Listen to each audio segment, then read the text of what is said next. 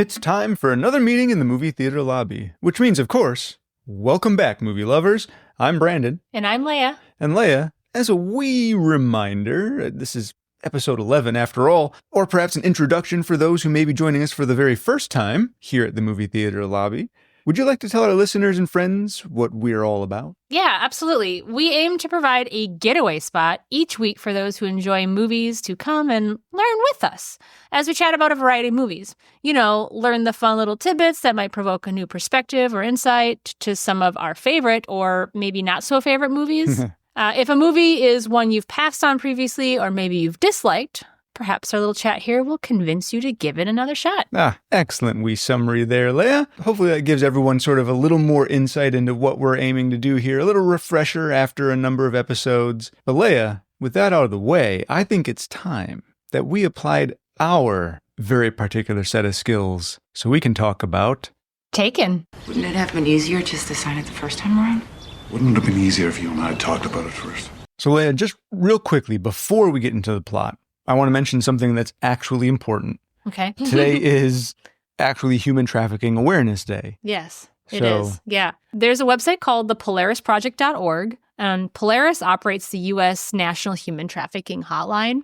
On their website, they have information about, who are the victims, how did they become victims, if you know somebody who's in a trafficking incident, how they can get out of it, how you can support somebody who's been in it. I mean, there's a lot of information on their website about it. I think most importantly, if you happen to notice anybody who's in a human trafficking situation or you have any thoughts or concerns about it, you can always reach out and contact them. The phone number for that is 1-888-373-7888. That's 1-888-373-7888, or you can text 233-733 and reach out to them that way. Okay, perfect. Thank you, Leah. Yeah. I'll also have some more information on this on our website as well. Great place to find all that info. Yeah. So Leah, I kind of had a little thought, and let me know what you think about this, a little thought about what it would be like to be an agent for an intelligence agency in the U.S. while Brian is doing his thing in Paris, right? I feel like it'd be kind of a tough situation, don't you think? Considering the impact his rampage would have on international relations and the perception of the ability of U.S. intelligence as one of their citizens is causing such a commotion abroad, I'd like to try something a little different today if you're okay with it. Oh, yeah. Let's do it. Okay, so just sort of a little idea. I'm going to play the captain. Mm-hmm. You play the agent, okay? Mm-hmm. All right, so here goes. Agent, I've been getting details and communications from Paris about one of our U.S. citizens causing a commotion and acts of violence all around Paris. Is it a terrorism incident? A random rage-filled rampage? What? I want some background on this guy, and all I've gotten so far is the man's name. Brian Mills? Fill me in on this guy. What's his history? And Agent, from what I understand, you and your team have managed to secure a few audio surveillance clips while you were observing Mr. Mills, yes? I'd be quite interested in hearing those as well. Yes, sir. His name is Brian Mills, retired CIA, former Green Beret, 6'4", middle-aged. Looking at photos, I'd say he closely resembles Liam Neeson. Oh, I do like his movies. Great actor. Sorry, continue. Yes, sir. Apparently, he retired from service recently, and what we gather was an attempt to reconnect with his daughter, Kim Mills, who bears a striking resemblance to Maggie Grace. I'm Kim's father. Excuse me, but I work for her father. Her real father. I love the TV show Lost. Sorry again. Yes, sir. Great show. A few mornings ago, our surveillance has informed us he bought a karaoke machine as a gift for Kim's birthday. The party was very elaborate and even took place at Brian's ex-wife's new home with her new husband. Ex-wife is Lenore. I describe her as a Femke Jensen type. Her new husband's name is Stuart. Oh, like the actor who played Jean Grey in the early Fox X-Men series. Yes, I do love the X-Men. Sorry again. Indeed, sir. Who doesn't? We next have movement on Brian as he went home and had a small social barbecue with 3 former agents turned private operators. They offered Brian a spot on their team, supplying security for a pop star, to which Brian accepted. Tomorrow's job, right here. 4 hours work, $2,500 just for taking some pop diva to and from her concert. Okay. Anything out of the ordinary occur? Well, yes, sir. There was an attempted knife attack on the celebrity. However, Mr. Mills was fast-acting and incredibly efficient, likely owing to prior training. He successfully neutralized the threat and moved the target to safety. Reportedly, during movement from venue to the private hotel, Mr. Mills calmed and cared for the singer in a very fatherly manner. Okay. So far, where's the issue here, and why is he running across Paris? Getting to that, sir. The next day, Mr. Mills met with Lenore and Kim Mills as they attempted to convince him to sign parental consent documents to allow Kim Mills to travel to Europe with her friend Amanda. I'm not comfortable with this. Dad. I don't think a 17-year-old should be traveling alone. Though they distorted the truth when speaking with him, he reluctantly agreed at a later point, though he had prescribed conditions. Safety conditions which Kim Mills was to follow, and he provided her with an international use cell phone. It's international. My number's programmed in. Did he go with her? If this is his daughter traveling to Paris, how did he end up there? Well, sir, it seems she traveled with a friend. Upon landing, the two girls were in contact with a spotter who worked for a human trafficking ring. The spotter engaged the girls and shared a cab ride. You know, taxi here are so damn expensive. Want to share? Upon their arrival at their hotel, he invited them to a party later that evening and was given their hotel room number, the entire 5th floor. Wow. Okay, I see. It's beginning to come together now. Let's finish this up. I have calls to make. Yes, sir. Mr. Mills managed to get in contact with Kim Mills just as Amanda was abducted by intruders who had gained entry to the apartment. Was Kim Mills also abducted? Yes, sir. From what we were able to piece together, it seems Brian instructed Kim Mills on providing as much information as she could. Leave the phone on the floor. Concentrate. Shout out everything you see about them. Hair color, Eye color, tall, short, scars. anything you see, you understand? Looking into his apartment, it seems he may have had a cache of necessary equipment and gear that would assist him on his search for his daughter, and he left immediately on a plane chartered for him by Lenore's husband, Stuart St. John. That is all of the info we have up to the point Mr. Mills arrived in Paris. Okay. We know about Mr. Mills now, but you're telling me that between our agencies and that of the French law enforcement, none of us can track down and take into custody a middle-aged, retired agent who is 6'4", causing untold amounts of damage and violence across the city? No one? Get out of my office. I have calls to make. Yes, sir. It seems he may have a particular set of skills. But what I do have are a very particular set of skills. Skills I've acquired over a very long career. Skills that make me a nightmare for people like you. Yes, indeed. The training again. Yeah. Okay. Thank you, Agent. Dismissed. All right, Leah. So there we have it. I think we've kind of gotten people into the action there. We didn't want to get people right into the punches being thrown because that's where the excitement happens. That's the stuff worth watching. All the setup. Yeah, you know what? When you sit down to watch this movie, just fast forward through that part and get to where the action starts, right? We got you there. Yeah. So since we did that part of the job, let's talk about some of the cast and crew. Absolutely. What do you say? Yeah, let's do it. I think we should start with the director, to be honest. Ooh, okay. All right, let's do that. Pierre Morel. Pierre Morel. Hopefully we said his name right. Hopefully so. Pierre, I think we got. I think we got that. Morel, very likely it's Morel. Yeah. But I've been surprised before. You know, it's my favorite mushroom. It is indeed. Yeah. Tasty. I do love me some mushrooms. In fact, we did offer during the Batman recording some marshmallows and mushrooms. We did. With the hot cocoa. We did. Yeah. So he first directed the film. It's a French film called District B13 in 2004. Right. I haven't seen it, but everything I read about it sounds like it's something I should probably see. I've seen clips out of context, Yeah. which is usually the worst way to see things. Yeah. I would like to eventually watch it to assemble it all together as a full narrative. But from what I've seen, it looks like a lot of fun. It does, yeah. Before directing, he was a cinematographer. Oh, okay. He did The Transporter in 2002. Yeah. As a cinematographer. That's another fun one. He also worked in the camera and electrical department on movies such as The Dreamers and Before Sunset. Oh, a little bit of drama in there. A little drama in there, sure. yep.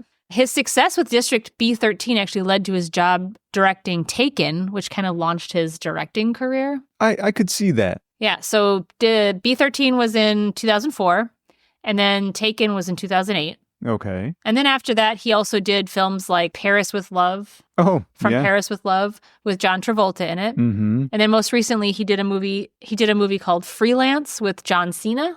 Oh, Okay. And then this year, he did a movie called Canary Black with Kate Beckinsale. Intriguing. Yeah, I'll have to so- look in on that one. yeah. I like Kate Beckinsale's movies. I do too. Yeah. When I saw that, I was like, I have not heard of that one, and I think I might need to see that one too.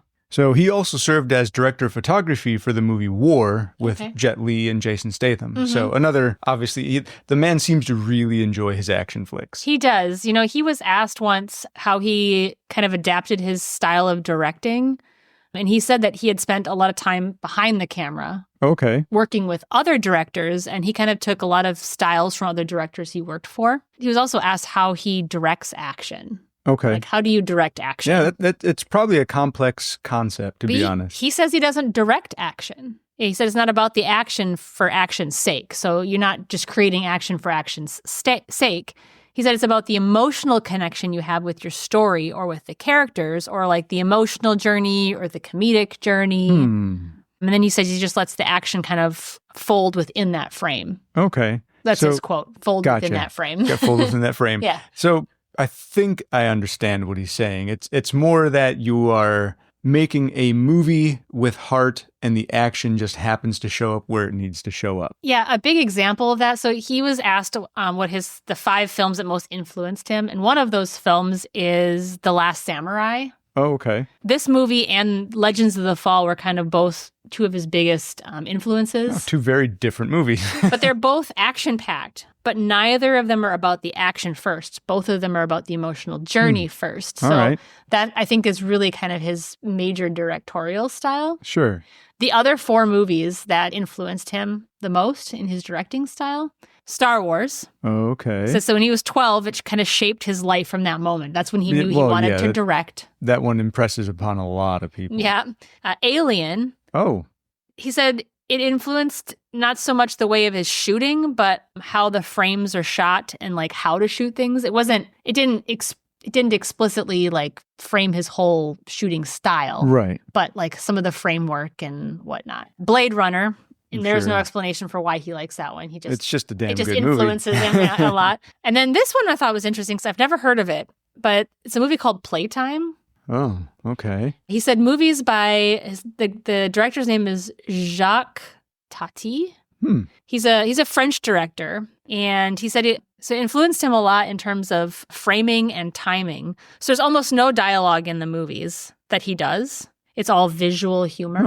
Oh, okay. He said his films are very different and they're way less known. Well, So I've never apparently, I've never heard of him, but that's kind of another big influence for some of his films. We may have to just kind of get a little taste of that one. I think so. Yeah. Kind of see what it's all about. Because I find it very intriguing. Any film that comes out that has very little dialogue or none, apparently, from what it sounds like with this one, that is an incredibly intriguing concept when it comes to movies. Very for niche. me. Yeah. Very niche in my opinion. When it's done well, it's really a very thought-provoking experience. Absolutely, yeah. The one last thing I'm going to leave us with on Pierre Morel, unless you have more. This seems kind of silly to mention, but he's 6'2", Okay. which in a lot of cases would make you the tallest person anywhere you're at. Not Liam this Neeson, 6'4", just Yeah. barely taller. You know what's funny is there's a lot of tall people in this film. Yeah, it sure seems that way. Benke is tall. Mhm. Maggie is tall. Yeah, Maggie Grace is Maggie really Grace, tall. yep. Of course, Liam Neeson's really tall. Mhm. Yeah, a lot of tall people in this Yeah. film. Very vertical in this movie. Very vertical. So can we move on to talking about some of the writers? Let's do that. All right. So there's 2 main writers. So Luc Besson is a really interesting fellow. Yeah, I was He's- finding that too. He's super interesting. It sounds like he didn't have a lot of influence as a young person in movies and in Right. media in general. He traveled with his parents. His parents were both scuba diving instructors. Which is so cool. It is so cool. My dad's a scuba diving instructor, so I yeah, found it very good company. Yeah, I found it very interesting. But And both I can't of his swim at all, so yeah, and that's you good.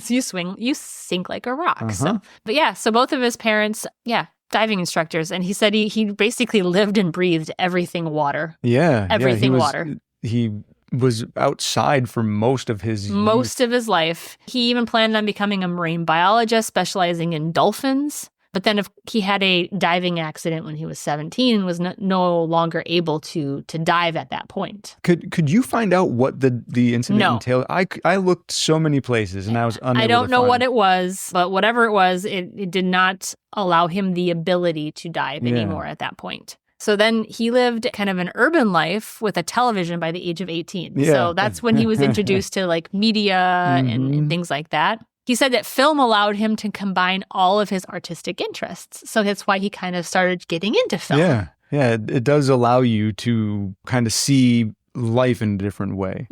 Subsequently enough, he has regained the ability to be able to dive again, which I think really probably makes his heart feel healed. Whatever the incident was, it seems it was only temporary. It was only temporary. Yes. Whatever that mysterious incident was. I find what's most interesting is I didn't realize all of the movies he directed. Oh, so many. He is. That you love in particular, that I love in particular. Yes. I feel stupid. I feel completely blindsided. His name should be larger, I think, in Hollywood. Even though it is a big name, he is a very well-known director. Writers don't get the... Writers don't get the recognition, I think they deserve. He's a very well-known writer. He should be more well-known. I think mostly a lot of his titles, they're big budget movies. They're big action movies. They're spectacle movies. Yeah.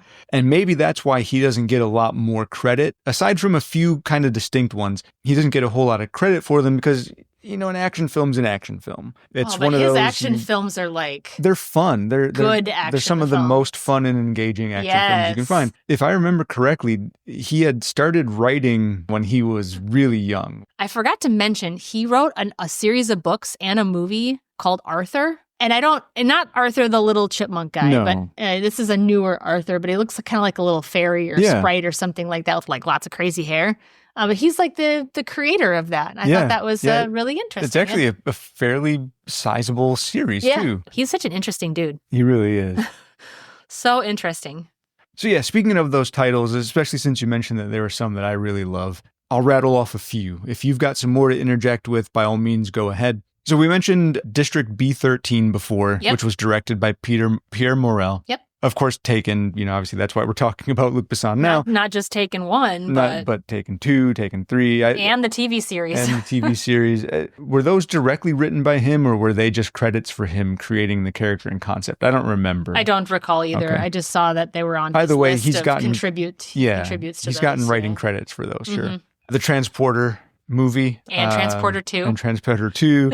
Obviously, again, very, very action heavy. But now comes the three that I want to call out specifically because there's the three of my favorites. La Femme Nikita, which was phenomenal. Absolutely. Still love that movie after so long. I haven't seen it in forever. I need to go back and watch it again. Such a good mystery and intrigue movie. Leon the Professional, because my God. Who doesn't love Leon? That is a great movie from start to finish. Absolutely.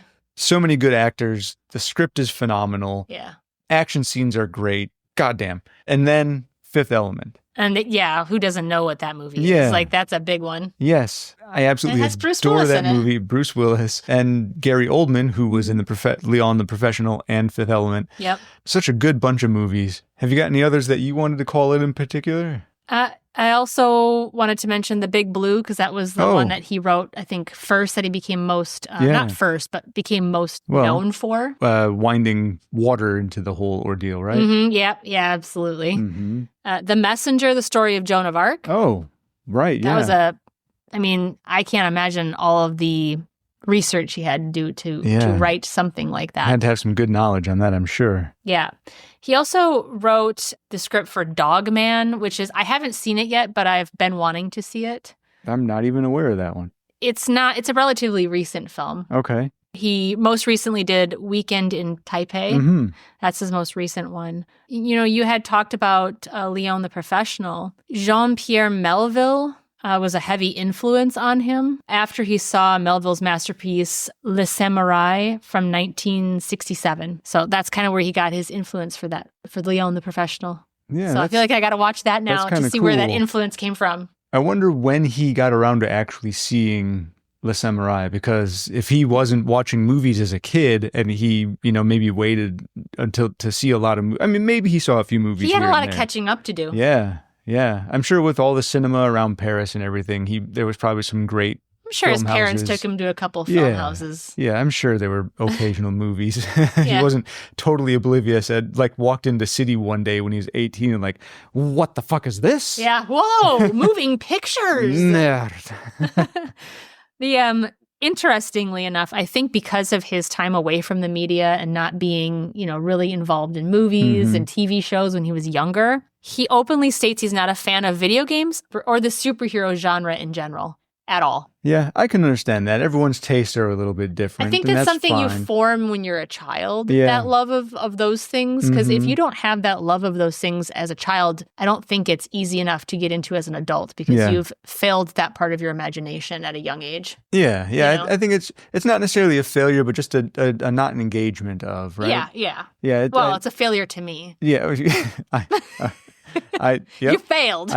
Leah is a harsh judge. I already judged you. I'm sorry. That's right. It's already happened. Fails. Fail. No, I agree with you. I think it is something that you form more of as a child. Not to say that people who miss out on that in their childhood can't then engage with that as they get older. They should. But commonly, I would say you're probably right. It is more of a fascinating, because I'm perpetually stuck as a child. Because of video games and comic book characters, so that's what I think. Comic books, D&D. D&D, miniatures. Magic the Gathering. Everything. We could go on and on. Yeah, and we don't have time for No, that. we don't. We've got things to talk about.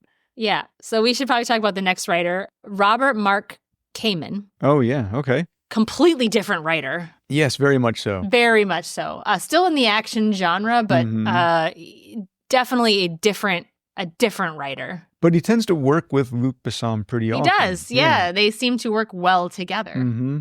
He wrote the Karate Kid movies. Yeah. The screenplay for Lethal Weapon 3. Mm-hmm. And he was also part of Fifth Element, Taken, and the Transporter movies. Yeah, which is kind of interesting that he kind of hooked up with Luc Besson and they just kind of stuck together for some really well-known action movies. Yeah, it's interesting to me. The more we talk about movies, the more you realize that there's a lot of people who like to stick with their people because they work well together. Yeah, they got them. good partnerships. They know how each other works. And they're successful with those people. Yeah. You know? I had no idea who wrote Karate Kid, which is a failing of mine. Well, who looks into that? Yeah, when you're a kid because Karate Kid came out when I was a child. Yeah. I wasn't watching the credits for names, so I never really picked up on Robert Mark Kamen to see his name pop again, being like, oh, shoot, that's the guy who wrote Karate Kid. I do believe, though, in the future when we start watching movies, that might be something we'll stick around at the credits Oh, just to yeah, watch them. it's certainly going to be more of a thing. Yeah. He uncreditedly rewrote the movie The Punisher from 1989. Oh, yeah, I can understand why. With Dolph Lundgren in it, which was also Robert Kamen's feature producing debut. Also the last effort in that department. Not doing that again. Yeah, I could understand how that movie puts a lot of people off on a lot of work. He also wrote the screenplay for The Devil's Own from 1997, starring Brad Pitt. Okay. Due to numerous disagreements and rewrites, he actually didn't receive any screenwriting credit for that. But interestingly enough, Brad Pitt stood by Kamen's original screenplay in a Newsweek article. So he got, some recognition from the Pitster. The Pitster's got your back. The Pitster's got your back, man. Do you have any more writing information on him? Because I do have a little bit about him, but it's not writing related. No additional writing information. I do have a little blit as well, and I'm pretty sure it's probably the same. Probably the same blit.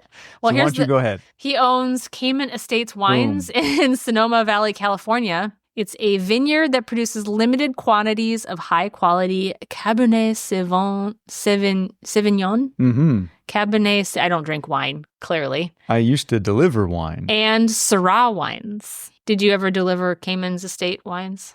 The company I worked for did not, but I had seen it. Is it expensive?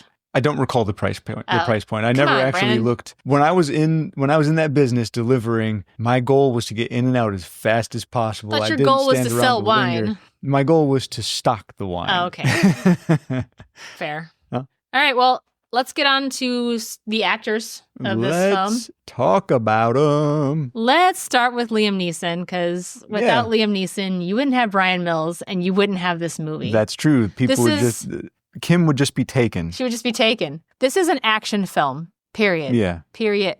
Action. Really and is he is just the nonstop. action Yeah. of this film. He's been in so many movies. I think it would take a whole episode just to talk about all the movies he's been in. We'll have just a few good call-outs, I think. Yeah, I was gonna say, I'll just list out a few that came to mind. The Deadpool with Clint Eastwood from 1988. Oh, I totally forgot about that. Big one. Of course, who could forget Oscar Schindler and Schindler's List? He's won awards for that one because he was so good in it. He played Rob Roy in Rob Roy from 1995.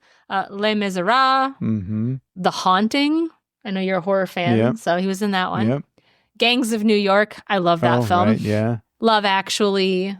He played Henry Deckard in Batman Begins. And of course, Henry Deckard is Ra's al Ghul. He, of course, who could forget Qui-Gon Jinn in Star Wars Episode 1, The Phantom Menace. Impossible to forget. He was a voice in Fallout 3. He was indeed. As your father of the protagonist. Yep. The Ballad of Buster Scruggs. We've talked about that film before. He played a real funny, interesting part in Anchorman 2. Right. He was the History Channel host in that movie. He was also in the Lego movie. He played Bad Cop, Good Cop, Hot Cop. Which was I thought that was a really fun role too. Pretty humorous too. And of course, there's my little plug for being in an animated series. You've got to do it at least once. Yeah, you got to do it at least once. We got to have one of those mentions now. We've started a couple of trends. That's all I have in terms of my non-exhaustive list of all the movies he's been in. I've got a few more I can throw onto that list. So one is Excalibur, which is kind of like one of the earlier films. One of the earlier. Like 80s? I don't think it was his first. I definitely know it was an early one. Early. Yeah. Boy, did he look young in that movie. And he did Krull as well, for people who may know that one. It's one of those, I saw it a few times as a kid. I haven't seen it in, at this point, literal decades. Probably should go back and watch it again for some crazy good camp. In fact, we play a board game called Zombicide. The producers of Zombicide made miniatures, but the designs are some of them are based on the designs from the characters from Excalibur. He also played in the movie Darkman, which he had the leading role in that one. And you mentioned him playing Rob Roy in Rob Roy. He also played Michael Collins in the movie Michael Collins.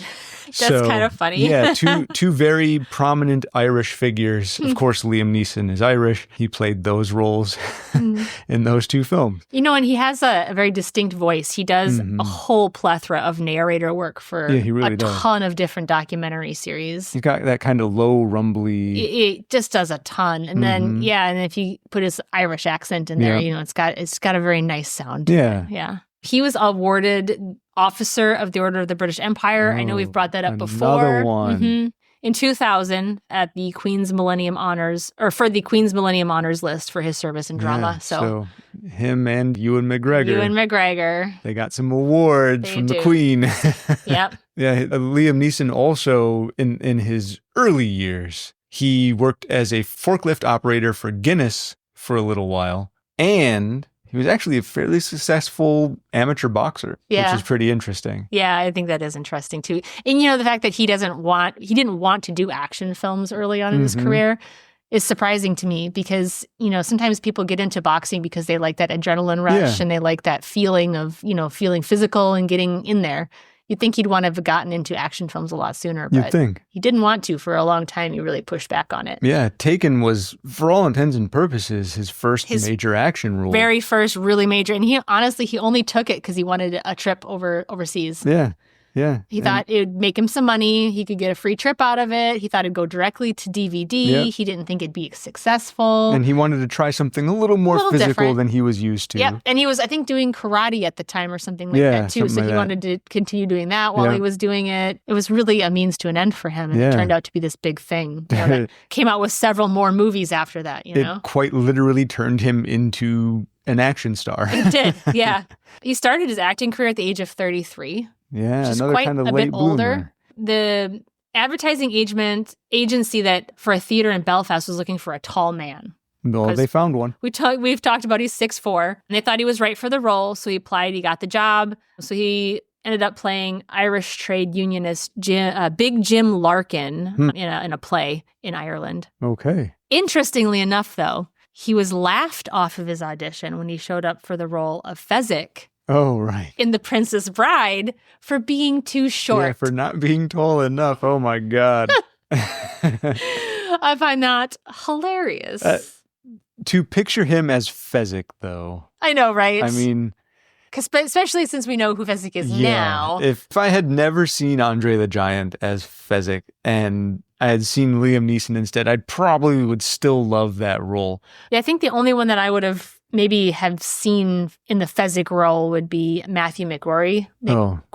Like super giant. From Big Fish. Yeah, he probably would have been able to pull it off. Yeah. But he takes a really special, tall talent to do that. And I don't know. Well, I think Andre the Giant played that role really well. With Andre the Giant, not only do you have a tall man, but he is a massive man. He is a massive man. And he's fairly agile from being a professional wrestler. Yeah. So I think he worked out great. Lastly, for me at least, I do have to mention that he has appeared in a film that has been selected for... Can you guess what I'm going to say? He's been selected for the National Film Registry by the Library of Congress. Yep, preservation in the National Film Library for being culturally, historically, and aesthetically significant. For which film? Schindler's List. Yes. Yep. Yeah, there's our mention for that one. Are we going to get the other mention with one of our other two? Well, I've got two other actors to talk about. I do too. All right. So hopefully one of them is going to have that other ever so coveted. If I don't mention it, you will. CSI, NCIS, Law and Order sort of mention. Oh, that one? Oh, yeah, that's coming up. Yeah, okay. Don't worry. Well, all right. So I think you just spoiled it, though. Me? Let's talk about Maggie Grace. Let's talk about Maggie Grace. Hey, what guess a what? coincidence. Maggie Grace was in CSI Miami and Law and Order Special Victims Unit. Oh, my God. A 2-for-1. Of course, she's also in The Fog. Which was a really fun horror movie. She has been in all the Taken and all the Taken films, Taken 1, 2, and 3. She was also in 36 episodes of Lost. Oh, indeed she was. That's the first time I've seen her. Yeah, that was the first time I remember seeing her. She was in the Twilight Saga, Breaking Dawn Parts 1 and 2. Yep. She's also in 10 episodes of Californication. Right, yeah. 50 episodes of Fear the Walking Dead. Yeah, that was I really liked her in that role. She was super good in that role. The series started out so strong, kind of fell off toward the end. Yeah. But I really liked her character in that series. I did too, yeah. And then most recently, she was in a movie called Blackwater Lane this year. Mm-hmm. Yeah, I remember seeing some trailers for that one. Yeah. So, yeah, that's what I have on the kind of short list of things she's been in. You actually covered all the ones I had for the short list as well. Wow. All the ones that were notable, in my opinion, for me. Other people probably see cast lists differently, but those were the ones that always stuck out to me. As a little cute little tidbit. Yeah, you got the same one. I know you do. She shares the same birthday as my youngest son. Oh, no, I didn't know that. Yes, September 21st. Wow. Yeah. Of course, she's older, but super cute. Yeah. Well, I've got another cute mention. Is it about the cat that she adopted? Yes. With Ian Somerhalder? So, yeah, cat, and they named it Rue. Yep, they got off the set of Lost. Such a adorable little They name. said they found it starving in the jungle, and they took it in, and she adopted it. Yep, I think that's so awesome. I love that. She's super tall, too. How tall is she? How tall is she? She's 5'9". Yeah. So she's 2 inches taller than I am. She's towering over me. Pretty tall. Her first role, actually, she acquired an agent within a week of relocated to Los Angeles. Wow, she enrolled in an acting class. She landed her first role in Rachel's Room from 2001, which is a web-based video series about the affairs inside a teenage girl's bedroom. All right. Yeah, sounds sketchy, but I'm sure it's not that bad. It's probably totally different than you're imagining. Right. It's created by Dawson's Creek executive producer Paul Stupin. Interesting. Yeah. Yeah, I didn't know. I've never heard of it. No. That was her kind of breakout. Launched her along. Or not her breakout, I should say, her first role. First role. Her breakout role, actually, was in the 2002 television movie Murder in Greenwich. It's based on the true story of a 15-year-old Martha Moxley's murder, and she was nominated for Young Artist Award for her portrayal of Moxie in the best performance in a TV, movie, miniseries, or special leading young actress category. But she lost the title to Clara Bryant for the TV show True Confessions. Oh, interesting. Yeah, so she got some notoriety for that one. That was kind of her breakout role. Seems like she just kind of got to Hollywood and fortunately for her, got running. Within a week of relocating to Los Angeles? That's insane. Yeah, that's pretty good. All right. Should we move on to Femke Jensen? Yeah, let's talk about Femke Jensen. Femke Jensen. She modeled in the late 80s and early 90s after moving to the U.S. from the Netherlands. The Netherlands. We've mentioned the film Hudson Hawk before with Bruce Willis. Yeah. While she was still a model, she appeared in a Pantene hair product commercial that Bruce Willis noticed and asked her to audition for Hudson Hawk in 1991. She actually flew to London to audition for it, but she didn't land the part. Oh, that's a long flight for a failed audition. Yeah. Or for a rejected audition. For a rejected audition. But, she got to go to London. Yeah, so that's that was all right. Fun, yeah. After that, she attended Columbia University and studied stagecraft and then moved to LA, where she was in the TV series.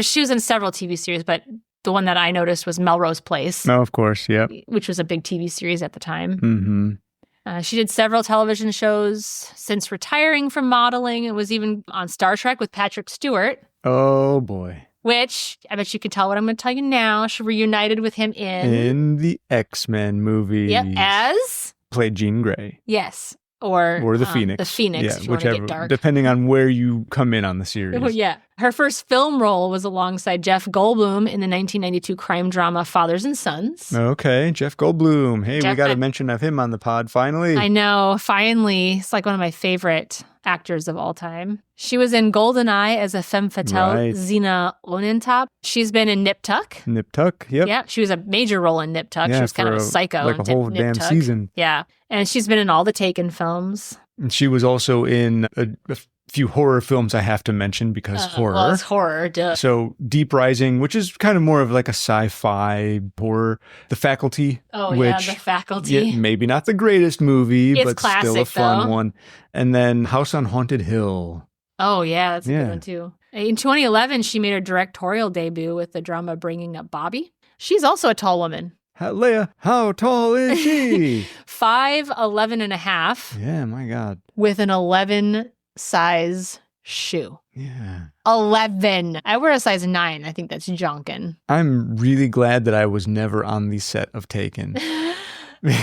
Everyone would treat me like I'm a child. You'd be so short. You'd not fit in. Not at all. She speaks Dutch, German, English, and French. I can only speak English. I can only speak English too, unfortunately. A little bit of Japanese, but not enough to go to Japan and speak it. I can do a little bit of Spanish.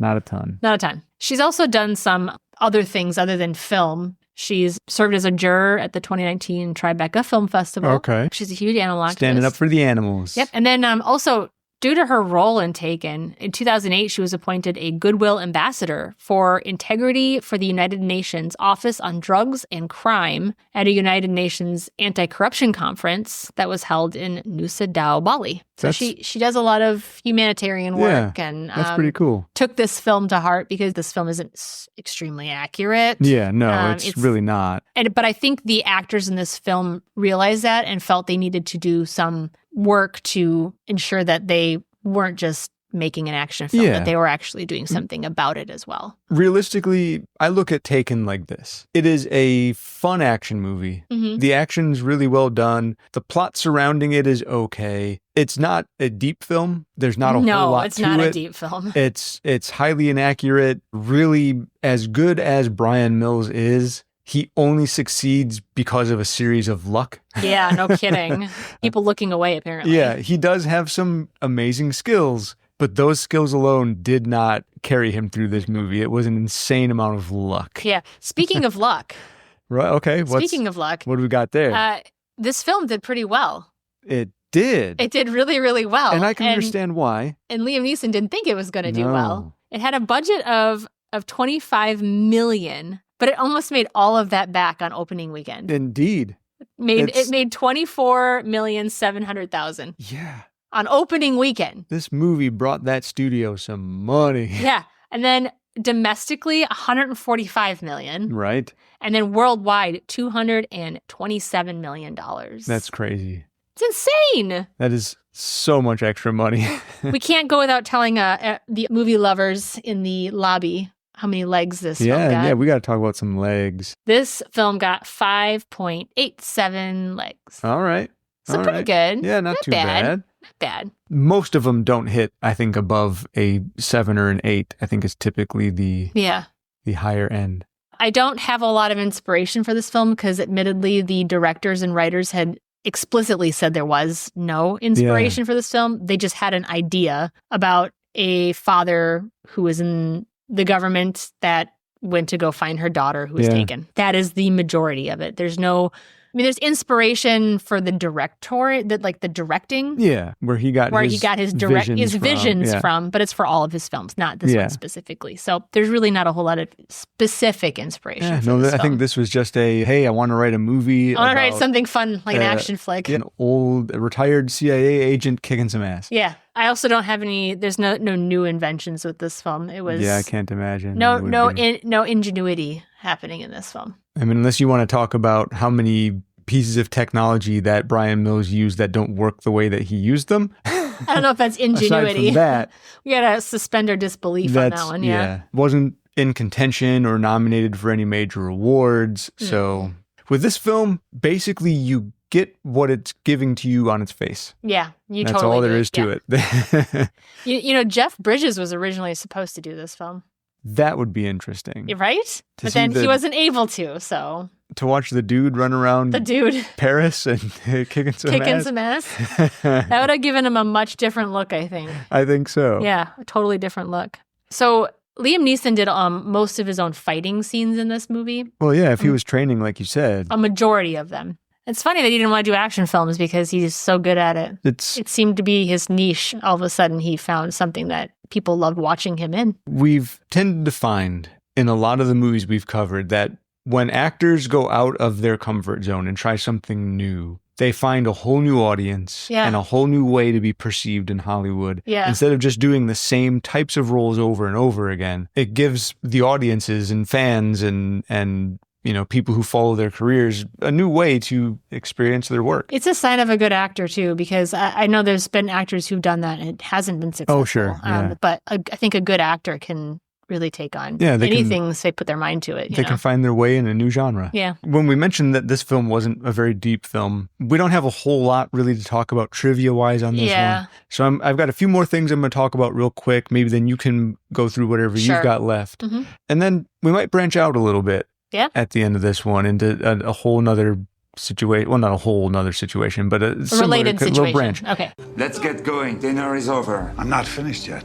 Yes, you are. I mentioned before how some kind of goofs, mistakes, or things that seem like they don't work the way they should, and how there was a series of luck that got Brian to where he was. Throughout all the other bits of luck throughout the movie, suspend your disbelief on that one. The one glaring piece of luck, Brian should never have been able to save Kim because the movie would have ended the moment he got captured and strung up to that pipe. Yeah. Because that pipe was bolted into concrete, and it just so happened to be the one bolt in that ceiling which was connected just adjacent to where he was strung up. That one bolt was loose enough where he could pull it down in enough time to assault his attackers and let it be a steam pipe that's going to let out steam as soon as he pulls his handcuffs off of it. He's a mountain of a man, and he knows where steam comes from, Brandon, okay? Yeah, so it doesn't matter where the bolt was. He was going to rip it out of the concrete, I got to say, let's all just concede Brian got lucky. You're no fun. You need to suspend more disbelief. Brian got lucky. Still a fun movie. I'll watch it again. As my dad would always tell me when I was growing up, I'd rather be lucky than good any day. Well, I suppose. But luck won't always be there for you. You can quote him on that. So I've covered how luck comes up a number of times for Brian. I will also say that there are a number of allusions to Brian losing and finding Kim. And that whole idea comes up a number of times even before she gets taken. Mm-hmm. Lenore talks to him a few times about how he's going to lose Kim, right? And then when he's talking to his buddies in the barbecue, she's going to college next year, right? Yep. You're gonna lose her. It gives me a year to find her. Yeah. Right. So from start to finish, there's a whole concept of Brian losing and then finding Kim again. So it's sort of a dad's adventure to find the daughter who, his relationship he's lost along the way, giving that sacrifice to his career. Through another bunch of luck, Brian goes through this adventure in Paris with not a shred of a French accent, but yet he portrays himself as a French law enforcement officer a number of times, and the terrorists just sort of don't even question the fact that he doesn't have a French sound to him at all, which that's not to say that an English-speaking person couldn't get a job as a French law enforcement agent officer. Mm-hmm. You think that some of the bad guys would have taken some exception to that. Anyway, okay, that's enough of Brandon being a stick in the mud. Yeah, you're no fun. So- I think you've just brought me way down. Oh, man. Okay, well, bring us back up again. Oh, Leah. What do you I'm got? about to bring you back down some more. Son of a... Okay, let's keep on digging into this mud. This film actually had a kind of unintended effect of miseducating the public about what human trafficking really is. Yeah, Paris, I can't imagine is that and dangerous. how it happens and who it happens to. You know, they give you the impression that it's random women that are alone. Typically, it doesn't happen to random women. It happens to people that they know, that they trust. So there is a little bit of issue with that from the general public. I'd also received some bad publicity for there were some racist undertones to the way that they portrayed the Albanians. Yeah, that kind of stuff. They also...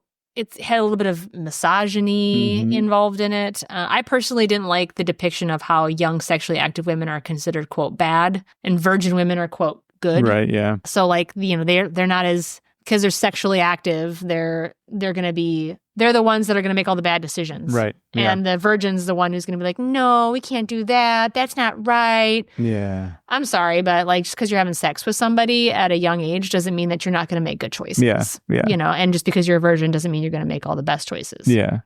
So I personally didn't like that. Thought was a kind of a bad look, but I do understand like the motive behind why it's to make Brian's daughter survive long enough to be rescued. Like that's the whole intent. So I get why they did it in the film. Just didn't like it. Yeah. Personally. Liam Neeson actually had an interview because of all of the backlash that the film had gotten about human trafficking. He has said that several American parents thanked him after the movie for warning them that their daughters, might get taken on their next trip to France or whatever. Yeah. And Liam Neeson always took time to explain that the dangers were highly exaggerated in the film, highly exaggerated, and that he always tried to make it a point to tell parents that they should encourage their children to go outside of the USA more often and visit these places, because the chances your daughter's going to get taken or stolen on a trip overseas is very small. Yeah. It's very, very small, especially if you're being relatively smart. Yeah, especially in the very populous, very safe areas and cities. I mean, I will say, despite the backlash, though, I think it started really important conversations about human trafficking. Sure. So while there was a lot of misconception and a lot of these countries even faced some issues with tourism, they got some tourism backlash, I do believe it did open a book in the pages where we can start talking about human trafficking. Yeah. We weren't talking about it much before this movie came out. So it did open some dialogue for that. Well, as for me, Leah, that's kind of all I got. I do have one more interesting little story to tell about this film. Oh, do you now? Well, why don't you go ahead and do that? Because I've got some more things to talk about, but just not Taken 1. Not Taken 1. Oh, for Taken 2 and 3? Maybe. Oh. I might have a little extra juice in here. Juice? Yeah. A little squeeze? Uh-huh. Okay, well, let me just bring this little last point up here, because it has to do with the film, but sort of not also at the same time. Okay, what you got? So in 2011, there was a self-proclaimed counterterrorism expert. His name was William G. Heeler. Okay. He was convicted of wire fraud after claiming the film was based on a real-life incident in which his daughter was killed. Oh, my God. He pretended to be a retired Green Beret colonel. Oh, sounds familiar. Yep. And he claimed to have spent more than 12 years lecturing U.S. government agencies, such as the Federal Bureau of Investigation, on security issues. Okay. Unfortunately, he turned out to have been only a radar operator in the Coast Guard Reserve between 1962 and 1970, and had never been in the U.S. Army. Why do people lie about this shit? It's not like the government is really bad at record keeping. Right? So despite all the truth coming out about like who he really was, he still ran a website claiming Taken was based on the events involving him and his family. What an ass. So then eventually he ended up with a sentence of 500 hours of community service at Maryland State Veterans Cemetery. And he also had to repay $171,000 in speaking fees that he had received from various organizations from speaking as an expert in terrorism and human trafficking. Because he's just a damn liar. Yeah. So he literally went on stage and talked about this stuff he doesn't know anything about. What an idiot. Well, great. Good There's for always him. going to be some weird... There's always somebody that needs to have the friggin' spotlight. Yeah, it was not based on a real life story. No, completely made out of whole cloth. Totally. Well, I'm going to say, just as a bridge to get us from Taken 1 to Taken 2, because I'm going to go there. Yeah. This film was filmed with an R rating in mind, but it got cut down to a PG-13 just for a wider release to sell more tickets. So there's only about a 3-minute difference. There was an extended, torture scene and... You either give me what I need or this switch will stay on until they turn the power off for lack of payment on the bill. a little bit of extra violence, whatever, all cut out. The exact same thing happened to Taken 2 as well. So Okay. Taken 2 was also filmed with an R rating in mind, but then they cut it back to release in the States and in Europe. But in Taken 2, it's no longer Liam Neeson trying to save Kim. This time, Brian and Lenore get taken, Oh, really? and Kim has to save the day. Oh. So she does so... How does she get these skills to do this? So, okay, in world lore, quote unquote, after the events of Taken 1, Brian trains Kim on self-defense. Oh, well, yeah, because, Uh-huh. you don't want that to happen again. Right, of course. The statistical likelihood that it would happen again is astronomical. However, You never know. You never know. you never know. So he teaches her in self-defense. And Should have taught her the first time, but, Should have. When they've been captured, when Kim's parents have been captured, Brian happens to have let's call it a tiny communication device. That is in As his, one does when you're, in the CIA, Right. Green Beret, whatever, for so long. Yeah. So he has that on his person, and while he is restrained, manages to access it and contact Kim. You can see we really need to start suspending our disbelief a lot in this one. So he ends up having her go around town setting off grenades to triangulate their position so she can find them and get them loose. And This then isn't- Brian this can take actually over in the happened? action. This is film actually was made? This was the film. Okay. Clearly have not seen Taken 2. We've seen it. I'm Have sure we? you've forgotten it. Oh, yeah. I believe it. But it's not going to save you. Yes, I am positive you've forgotten it, probably for good reason. But so, plot aside, we just ran through that plot so quick because Yeah. that's all we really needed to do. Yeah. If you really want to go watch it, go ahead.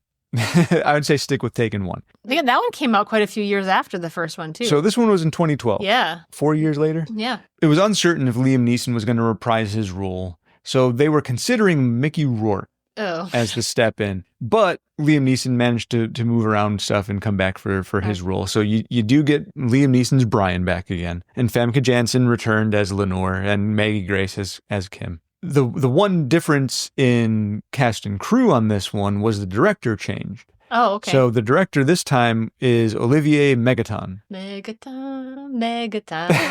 No? So he was born Olivier Fontana, but he changed his last name to Megaton because he was born on August 6th, 1965, which for those familiar with world history and events is 20 years to the day, the anniversary of the dropping of the atomic bomb on Hiroshima. Megaton. So Megaton. yeah, he's dubbed himself Olivier Megaton. That's weird. He also Sorry, but that's weird. before his time as a director, he was a graffiti artist. Okay. So he's Interesting. He's skilled. Interesting background. Yeah, very very unique kind of guy. Okay. I don't know. I still don't understand why he chose that last name, but that's what he goes by. So we good know for why him. he chose it. We just don't know why he chose Yeah, it. yeah. We don't know the particular reason. Hey, look at that, folks. We've just covered 2 movies really fast. Yeah, we did. Is there a third? Do you think we can squeeze a third in I think we there? can, yeah. I think we can, because this one also is going to be really brief. Taken 3, 2014. So we're cutting down the Two more distance years. Yeah. in between the movies this time. Same cast, same crew, including the same director. So Olivier Megaton comes back. We got Famke. We got Famke's Liam. husband was different in this one, right? You're right. Yes. So the guy who played Stuart is different in this movie. So Xander Berkeley, who played Stuart in the first and second movies, he was unavailable to reprise that role. So we got DeGray Scott, who stepped in instead. This time, to get Liam Neeson to come back, I don't know if this was a draw for him or if it was just his wage for the film, but he got paid $20 million to return as Brian, which is, I'd probably come back and play in a third movie. After the second movie, Liam Neeson had said many times there was no chance for a third movie Obviously, he was wrong. He $20 was million wrong. changes some minds. But when he agreed to come back, he made one stipulation. No one gets taken. So what's the movie about? So I do disagree with the fact that no one gets taken, because someone does. Okay, well, I guess someone doesn't necessarily get taken. There's a murder. Oh. A murder most foul. I will leave that spoiler free for whoever does decide to go watch Taken 3. I'm not going to tell you what to do with your time. Someone gets murdered. And Brian gets the frame up on him. Okay. So the villain in this one frames Brian for this murder. And it's a whole big... So why is it called Taken then? Just because it's the third one in the series? It's so stupid. Okay. So we're going to do Taken 3, guys, but nobody can get taken in this film. Just murdered. Okay. So... their life got taken. Brian, there you go. There you go. You did it. You found the connection. So this movie is basically just Brian spending his time on the run from law enforcement because now he's under suspicion for murder. He's trying to find the people who actually did it and bring them to justice to clear his name. So there we are. In all honesty, I have just covered all of the interesting trivia I could find for this movie as well. So you did know there was a Taken TV series as well. I do know there was. I didn't know anything about it, and I've always just assumed it was sort of just a re-encapsulation of the movies. No, tell me about it. So 2 seasons. So okay. I mean, it got at least a couple seasons. It at least got renewed. That's more than you can say for some series. Yeah, came out in 2017. Okay. And it is the origin story for Brian Mills. Oh, is it now? It is. Wow. Okay. I didn't know that we needed that story, but I guess we did for 2 seasons. Yeah, so the synopsis is, as a former CIA agent, Brian Mills deals with a personal tragedy that shakes his world. He fights to overcome the incident and exact revenge. Uh-huh. It was created by Luc Besson. Right, of course. So there's that.